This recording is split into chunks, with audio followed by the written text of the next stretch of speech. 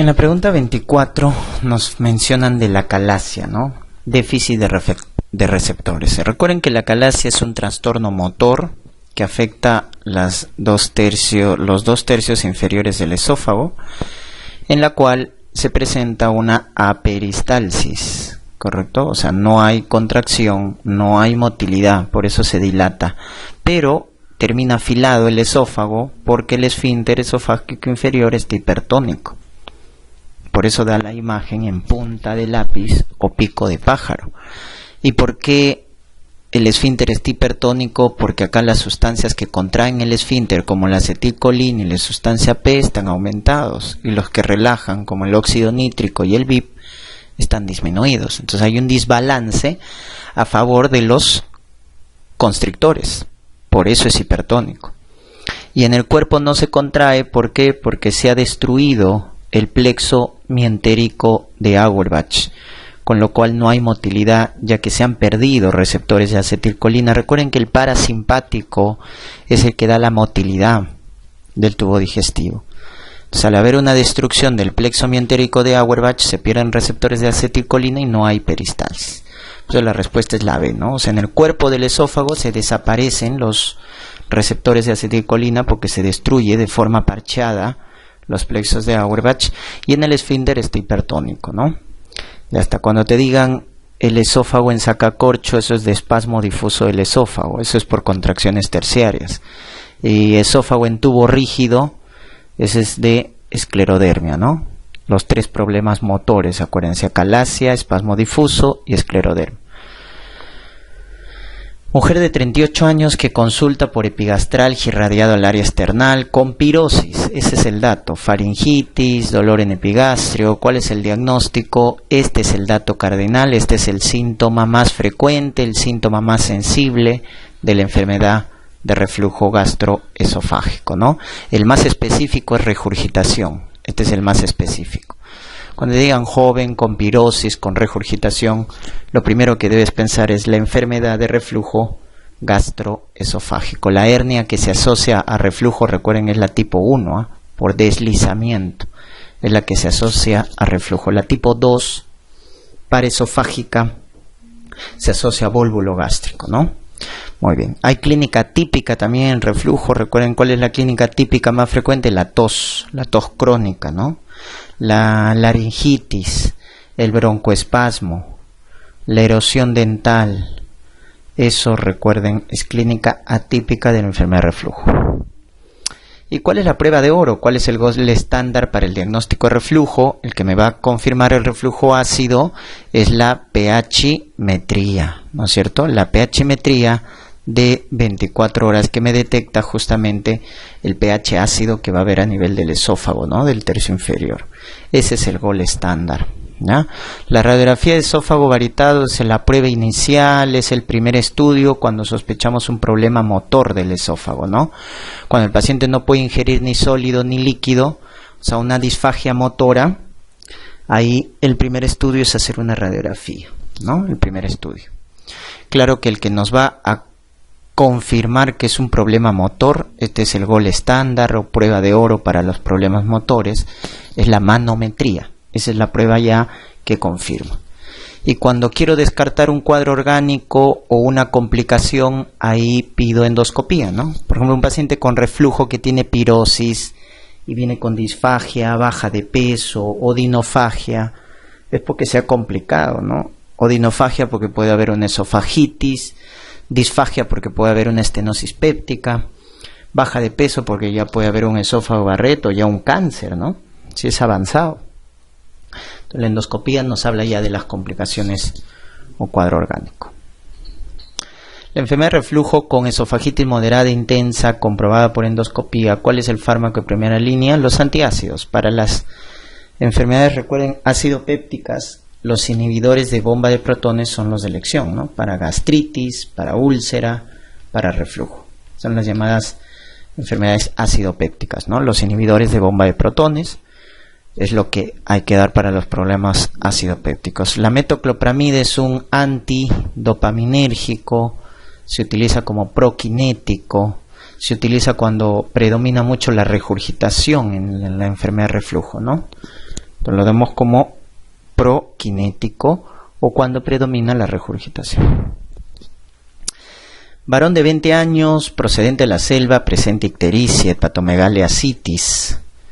Y al examen físico, un hígado de 10 centímetros por debajo del reborde costal y consistencia pétrea. O sea, es un hígado ya cirrótico, ¿no? Y miren el marcador de que está infectado por hepatitis, ¿no? O sea, está infectado por hepatitis B. Antígeno de superficie, recuerden, es el primer marcador serológico, es el que nos indica que el paciente está infectado. Entonces, ¿cuál ha sido el probable mecanismo de su contagio? Este paciente ya está en un estado de cirrosis, ¿no? Porque hay datos, estigmas de hipertensión portal, un hígado fibrótico, con ascitis, hepatomegalia ictericia. Entonces, lo más probable es que la transfusión haya sido transplacentaria, ¿no? Vertical. Entonces, la transmisión vertical hace que rápidamente desarrolle un cuadro de cirrosis, ¿no? Por eso el paciente tiene 20 años y ya está haciendo una cirrosis, porque probablemente ha sido una transmisión vertical y eso es muy probable en zonas endémicas, ¿no? Como la selva para hepatitis, ¿no? Para hepatitis B, ¿ya? ¿Cuál de los siguientes virus de hepatitis es ADN? Tiene como material genético ADN el virus de la hepatitis B, ¿no? Los demás A, C, D, E son ARN, recuerden, ARN. El B es el que es ADN. Tiene alto, en este caso es el más frecuente, y tiene riesgo de cronificación de 5 a 10%, ¿no? En cambio el C, 85% cronifica. El D en la superinfección cronifica hasta 90%, ¿no? ¿Y por qué tanta importancia la cronificación? Porque cuando la hepatitis cronifica es la que tiene riesgo de hacer cirrosis. Ustedes se pueden dar cuenta entonces ahí que, si me preguntan por frecuencia, el más frecuente de los que llegan a cronificar es la hepatitis B, porque hay más infectados por hepatitis B. Pero el que tiene más riesgo relativo es la hepatitis C, de forma aislada, porque cronifica 85%. Y el D en la superinfección. Recuerden que el virus delta es un virus incompleto, necesita de otro virus para infectar, ¿correcto? Y eso se llama superinfección, cuando ya se infectó con otro virus también, y eso puede llegar al 90% de cronificación, ¿no? Esa es, digamos, la diferencia, ¿ok? En relación con la infección por hepatitis B, entonces vamos a recordar los marcadores. Cuando a ti te digan antígeno de superficie positivo, te están diciendo que el paciente está infectado, porque este es el primer marcador serológico que nos indica infección. Antígeno de superficie o antígeno australiano positivo, ¿correcto? Está infectado. Si a ti te dicen crónico o agudo, ¿quién lo marca eso? El anticore, el anticuerpo contra el core. IgM contra el core, agudo. IgG contra el core, crónico, ¿correcto? Entonces el anticuerpo contra el core nos indica si es agudo o es crónico. Agudo IgM, crónico IgG, ¿correcto? Entonces con estos tres marcadores tú puedes definir si es una hepatitis aguda o una hepatitis crónica. Ahora, ¿cómo defines si está activa o inactiva? Con el antígeno E, ¿no? Si el antígeno E está positivo, quiere decir que está activo, o sea que el virus se está replicando. En cambio, si te dicen anticuerpo contra el antígeno E positivo, quiere decir que el virus no se está replicando, ya se lo convirtió, entonces está inactivo, no se replica, el virus está latente. Entonces, con esto defino en los estados patológicos, ¿no? Hepatitis aguda, hepatitis crónica, hepatitis activa o inactiva. Con esto defino los estados patológicos. Entonces, tú tienes que acordarte de eso. Ahora, el que te dice si protección es el anticuerpo contra el antígeno de superficie. Cuando te dicen anticuerpo contra el antígeno de superficie, este paciente está sano, ¿correcto? Ya no tiene la infección. Entonces, ¿cuáles son las dos opciones? O se ha curado o se ha vacunado. O sea, le dio su infección y se curó, o se ha vacunado, ¿no? Entonces, prevención, porque hay vacuna contra la hepatitis B. Entonces, se ha curado o se ha vacunado. Pues. Entonces, son las dos formas. Ahora, en el curado, recuerden que hay curado reciente, recién se curó, o curado en el pasado lejano, ¿no? Pasado lejano, pasado reciente. Entonces la diferencia es que el pasado lejano, al igual que el vacunado, todos sus demás marcadores van a estar negativos. El único positivo es el anticuerpo contra el antígeno de superficie. Todos los demás van a estar negativos. En cambio, en el curado reciente va a haber, aparte del anticuerpo contra el antígeno de superficie positivo, va a estar positivo ¿quién? El IgG contra el core. Ese sería el curado reciente.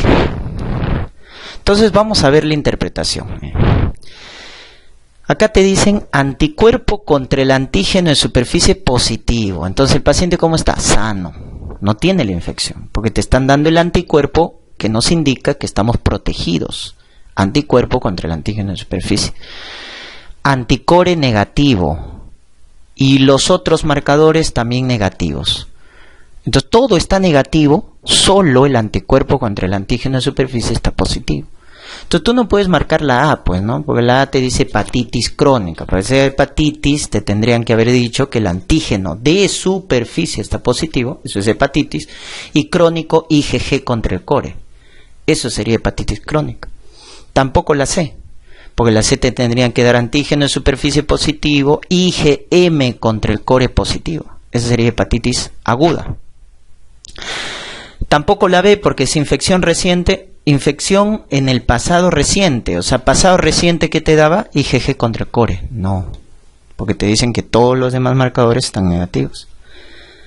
Te queda infección en el pasado lejano, o sea, se ha curado, pero ya hace tiempo, o vacunado. Y justamente estos dos hablábamos acá, ¿no? Justo en el pasado lejano y en el vacunado, todos están negativos, solo el anticuerpo. Entonces, ¿cuál de los dos es? Y acá viene la pregunta con veneno, ¿no? Porque la E, al decirnos reciente, todavía, o sea, cuando uno se vacuna, no quiere decir que de la noche a la mañana aparezcan los anticuerpos, demoran, y más o menos pasan 30 días para que aparezcan los anticuerpos, ¿no? Y no basta con vacunarse, hay que medir los títulos protectores. Los títulos protectores, en el caso de hepatitis B, es más de 10.000 unidades por mililitro.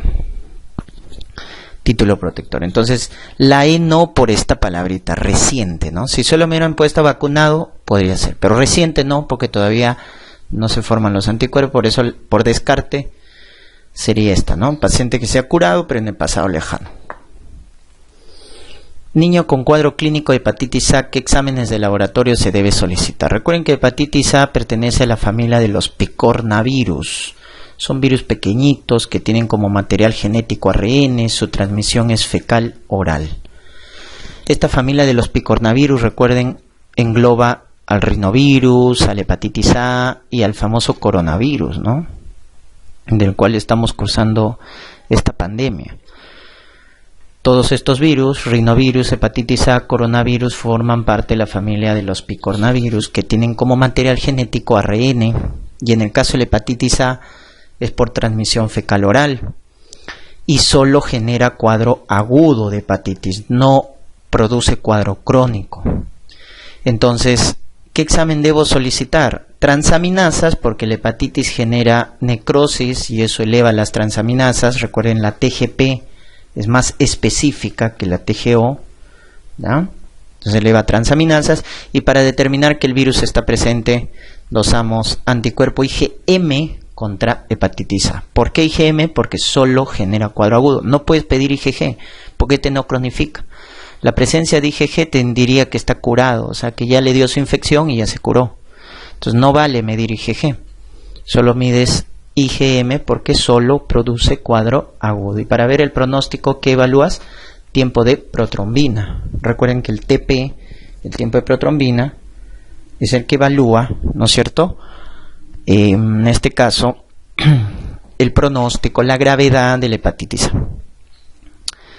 Escolar de 6 años presenta desde hace 2 días en hipocondrio derecho, dolor, náuseas, 4 casos similares en su aula, no tiene antecedentes, hemodinámicamente estable, hígado grande, doloroso a la palpación. Un niño con fiebre, astenia, anorexia y luego aparece dolor en hipocondrio derecho, ictericia al final, ¿no? Puede aparecer, pero como te das cuenta acá, no te dan ictericia, ¿ya? Porque estamos hablando de que de un cuadro de hepatitis A, que en los niños aparece con esto, ¿no? Astenia, anorexia, fiebre, de manera inespecífica. Lo que ya te llama la atención es el dolor en hipocondrio derecho, la hepatomegalia. Y al final, pasados los 7 días, aparece ictericia. Pero solo en el 10% de los casos. O sea, el 90% de los casos en los niños va de forma anictérica. Y habíamos dicho que la transmisión es fecal-oral. Por eso en muchos casos ocurre brotes, ¿no? En el colegio, en guarderías, etcétera. Porque la transmisión es fecal-oral y genera un cuadro agudo. Típicamente en los niños tenemos la hepatitis A, ¿no? La hepatitis, cuyo manejo es básicamente sintomático, ¿no? Sintomático. La efectividad de la vacuna contra hepatitis B, ¿cómo se mide? ¿Cómo evidenciamos que el paciente está vacunado? Dosando anticuerpo contra el antígeno de superficie, ¿no? Son 3 dosis de vacunas. Los títulos protectores más de 10 miliunidades por mililitro que aparecen a partir de los 30 días, ¿no? De vacunado. Entonces, evaluamos la efectividad de la vacuna contra el anticuerpo contra el antígeno en superficie. Mujer de 34 años asintomática, sin antecedentes de hepatopatía. Miren, tiene ictericia, coloración amarilla en la piel, pero el perfil hepático está normal. Entonces es una pseudo ictericia. Y también porque la esclera está normal. Esa es la diferencia con la verdadera ictericia, ¿no? La pseudoictericia, la piel está amarilla, pero la esclera está normal. Pido perfil hepático y el perfil está normal. ¿Y quién produce esta pseudoictericia? Que fue pregunta también del último examen de NAM, extraordinario, ¿ya? Es el caroteno, que está en ciertos frutos, en ciertos vegetales, ¿no? Como por ejemplo la mandarina, la papaya, tiene bastante caroteno. Entonces genera esta pigmentación amarillenta de la piel, ¿no? Un marcador precoz útil en casos de falla hepática. ¿Cuál es el marcador de falla hepática precoz? La prolongación del tiempo de protrombina. Cuando hay una falla hepática, el hígado deja de producir factores de coagulación. Y el primer factor que cae, recuerden, es el factor 7, que es el factor de coagulación que tiene menos tiempo de vida media. Y a caer el factor 7, ¿dónde participa? Está en la vía extrínseca de la coagulación. ¿Y con qué monitorizas la vía extrínseca? Con el tiempo de protrombina. Entonces, cuando se prolonga el tiempo de protrombina, nos habla de una falla hepática aguda. Por eso siempre lo vas a ver en gastro, en las hepatopatías, el TP. Hemos dicho en las hepatitis, cómo evalúas la gravedad, cómo evalúas el pronóstico con tiempo de protrombina, porque es el marcador de falla hepática precoz. También lo tienes en tu score de Chailly, ¿no? Acuérdate la mnemotecnia de tu score de Chailly: batea, pacientes cirróticos, bilirrubina, ascitis, tiempo de protrombina, encefalopatía y ascitis. Entonces tienes tu TP, pues tu tiempo de protrombina. Paciente somnoliento, confuso, o sea, que tiene alterado el sensorio, la aparición de asterixis. ¿Es un dato de qué? De que hay una encefalopatía, obvio, porque hay somnolencia, confusión, pero metabólica. O sea, no es algo orgánico, no es un tumor cerebral, no es un ACV, sino es algo metabólico, ¿no? Y ahí siempre tienes que pensar en tu paciente cirrótico y en tu paciente con falla renal. Y en la cirrosis, ¿quién es el tóxico? El amoníaco. En la falla renal, la urea, ¿no? Es el que genera la clínica de encefalopatía urémica. Entonces estos pacientes se descompensan, pues, ¿no? Cuando se descompensan, justamente hacen una encefalopatía. Varón de 50 años, alcohólico crónico, hace 24 horas presenta fiebre, dolor, alteración del sensorio. Lo han programado para cirugía, pero se dan cuenta que hay estigmas hepáticos y gran ascitis, con un dolor abdominal y fiebre en un paciente alcohólico crónico que probablemente ya tiene una cirrosis. ¿En qué debemos pensar? Peritonitis bacteriana espontánea. Mucho cuidado con el dolor abdominal con fiebre en un paciente con estigmas hepáticos, probable cirrosis, ¿no? Porque esto no es un cuadro quirúrgico. Entonces es un tratamiento médico, ¿ya? Que viene a ser la peritonitis bacteriana espontánea, que lo vamos a confirmar con la paracentesis. Nos van a decir leucocitos más de 500, polimorfo más de 250, gran y cultivo positivo. ¿Cuál es la bacteria que más infecta? Monomicrobiano, Escherichia coli. Es la peritonitis bacteriana espontánea primaria, cuyo tratamiento es médico. Por lo tanto, suspender la laparotomía. ¿Y qué debemos administrar para tratamiento? Cefalosporina de tercera, ceftraxona, cefotaxima, para prevenir quinolonas, para tratar cefalosporina de tercera. Paciente de 50 años, quien acude por presentar estreñimiento y dolor abdominal. Al examen se palpa una masa en fosa ilíaca derecha, se corrobora con la tomografía, se le hace una biopsia, granulomas. ¿Quién forma acá granulomas? TB, Crohn, forma granulomas, ¿no? Y si el dolor es en fosa ilíaca derecha es porque está afectando la región iliocecal, que justamente es la zona que más se afecta en TB y en enfermedad de Crohn. Pero al decirme granuloma sin Casion, rápidamente tú debes pensar en enfermedad de Crohn, porque tú conoces bien que la tuberculosis genera granulomas con Casion. En tuberculosis los granulomas son grandes, son submucosos, confluentes, destruyen la válvula iliocecal. En Crohn no, son granulomas pequeños, mucosos, no confluyen y respetan la válvula iliocecal. Esa es la diferencia, ¿no? Recuerden que el tumor carcinoide es más frecuente también en la región del ilio, ¿no? Y se caracteriza porque va con diarrea secretora, broncoespasmo, rubicundez facial. Esa es la tríada del llamado síndrome carcinoide, ¿no? Diarrea secretora, broncoespasmo, rubicundez facial, por la secreción de serotonina, ¿no?